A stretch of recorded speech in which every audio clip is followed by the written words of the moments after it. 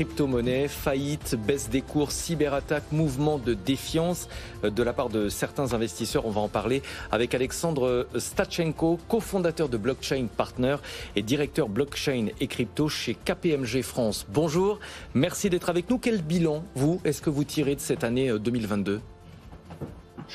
Bonjour, merci de l'invitation. C'est une année, vous l'avez dit, qui est terrible du point de vue du prix, mais pas nécessairement du côté des fondamentaux. Ce qu'on a vu, c'est que l'adoption progresse pas mal, l'usage en tant que paiement aussi, les applications se développent. Donc il y a un petit peu de positif au milieu de la tempête, parce que ça va permettre de faire un tri qui est nécessaire et de se recentrer sur l'essentiel. Les cryptos connaissent ce genre de déconvenus tous les 3-4 ans. Ils évoluent de manière assez cyclique. Donc ce qu'on devrait voir en 2023, c'est d'abord une dichotomie de plus en plus forte entre Bitcoin et tout le reste. Et d'ailleurs, même les régulateurs américains commencent à se mettre d'accord là-dessus. Bitcoin serait vraiment à part, à côté, une forme de commodité avec personne derrière et donc qui s'apparente à une forme de matière première. Tandis que la plupart des autres cryptos, en fait, s'apparenteraient beaucoup plus à ce qu'ils appellent des securities, c'est-à-dire des titres financiers avec un bénéficiaire, avec pas forcément des dividendes, mais en tout cas un bénéfice attendu. Et donc, cette dichotomie-là, on peut s'attendre à ce qu'elle progresse un petit peu plus sur l'année prochaine, sur 2023 et sur 2024 même. Et puis, il faudra aussi pouvoir suivre les conséquences de la fraude, parce qu'il y a encore beaucoup de leçons à tirer, beaucoup d'investigations à mener, démêler le vrai du faux. Il y a beaucoup de gens qui sont mouillés dans cette affaire. Et puis, on va en voir les conséquences aussi, bien sûr, réglementaires.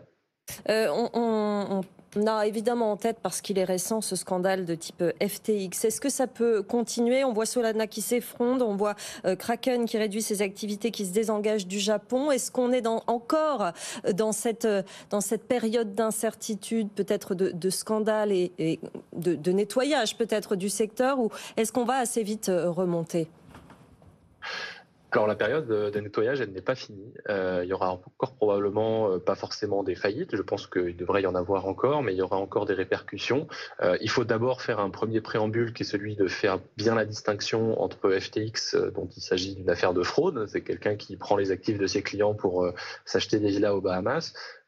Et d'autres boîtes qui seraient touchées parce que tout simplement le marché est baissier, le contexte macroéconomique n'est pas favorable et donc elles décident de baisser la voilure comme n'importe quelle boîte saine le ferait. Donc il faut vraiment distinguer ces deux cas de situations différents. Mais c'est vrai qu'on devrait voir encore des conséquences de cette fraude massive dans l'écosystème crypto pour l'année à venir, pour l'année peut-être éventuellement suivante. Le tri se fera. Alors, est-ce qu'il se fera assez vite ?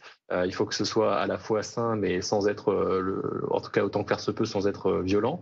Parce qu'évidemment, à chaque fois qu'il y a une faillite, à chaque fois qu'il y a une boîte qui fait défaut, c'est des clients qui se retrouvent sans argent ou en tout cas dans une situation très peu enviable.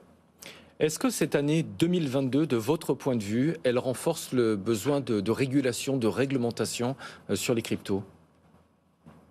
Ça dépend de la géographie, en fait. Quand on parle de l'Europe, en réalité, on a déjà voté cette année un texte qui va s'appliquer à partir de l'an prochain, l'année d'après, qui s'appelle MiCA pour les marchés de cryptoactifs, et un autre qui s'appelle TFR pour la régulation sur le transfert de fonds. Donc, en fait, affaire FTX ou pas, cette régulation était déjà votée. Elle va être confirmée par un autre vote au premier trimestre 2023, et elle rentrera en application 12 à 18 mois après. Donc, on a déjà un calendrier européen qu'il est très difficile d'accélérer, sauf à revenir au début et à tout refaire le processus.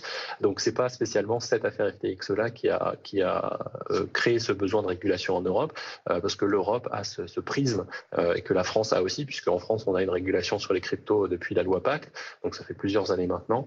Mais par contre, effectivement, dans d'autres juridictions, et je pense en particulier aux États-Unis, j'en ai parlé tout à l'heure, mais les États-Unis ont eu une approche inverse à la nôtre, c'est-à-dire d'abord de laisser émerger un écosystème avec des boîtes importantes. On pense à Coinbase qui a fait la plus grosse introduction en bourse depuis Facebook. On pense à Kraken qu'on vient de citer tout à l'heure. On pense à certaines entreprises de minage par exemple qui sont aujourd'hui aux États-Unis et qui sont des fleurons de l'industrie.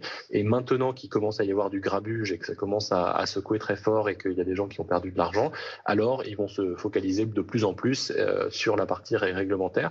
Et donc il est fort probable que l'année prochaine soit une année, on va dire, très dynamique du point de vue de la réglementation aux États-Unis, mais les acteurs eux-mêmes américains maintenant appellent à plus de régulation parce que tout simplement ils ne savent pas à quelle sauce ils sont mangés. Donc à ce titre-là, l'Europe est en avance d'un point de vue de la réglementation, mais attention, la réglementation, c'est jamais un sujet homogène ou en tout cas uniforme, parce que nous, on est en avance sur la réglementation, mais on est complètement en retard sur l'écosystème, parce que précisément, le fait d'avoir moins de réglementation a permis à d'autres entreprises de se développer à l'étranger. Et je terminerai sur un dernier point qui est très important à garder en tête, c'est que on peut réglementer tant qu'on veut en Europe, tant qu'il y aura d'autres réglementations qui seront moins disantes, eh bien, en fait, ça n'empêchera pas des entreprises extra-européennes d'opérer en Europe. Et d'ailleurs, FTX n'est pas européenne et donc elle opère en Europe, alors qu'en soi, par exemple en France, elle n'aurait pas eu le droit d'opérer. Et c'est déjà le cas aujourd'hui. Il n'y a pas besoin de loi en plus pour rendre la fraude interdite.